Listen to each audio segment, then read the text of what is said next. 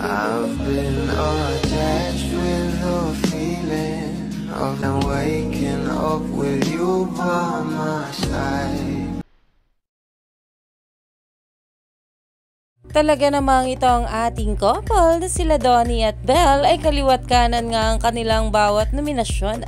Kaya naman ngayon ang mga buwablis ay sobrang busy nga talaga dahil na nga rin sa pagboto sa ating couple na alam naman natin na talagang ginagawa nga nila ang lahat para manalo itong ating couple na sila Donnie at Belle Mariano.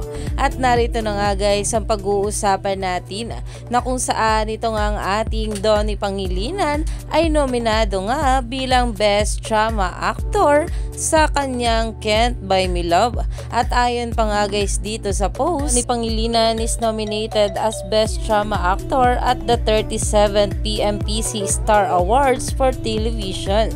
Nominees are selected by PMPC members consisting of media professionals. Congratulations on your nomination, Arvingo at Donnie Pangilinan. Proud of you. At talaga namang makakalaban nga rito ng ating Donnie Pangilinan ang mga bigating actor. Kaya naman ang mga bablis ay sobrang saya nga rito dahil talaga namang itong ating couple na sila Donnie at Belle ay talagang pumapantay na nga sa mga bigating aktor at actress ngayong henerasyon. Kaya naman stay tuned lang tayo for more update kila Donnie at Belle sa mga susunod pa na ayuda. Dahil ito nga ang Can't Buy Me Love ng ating couple ay nominado nga rin dito.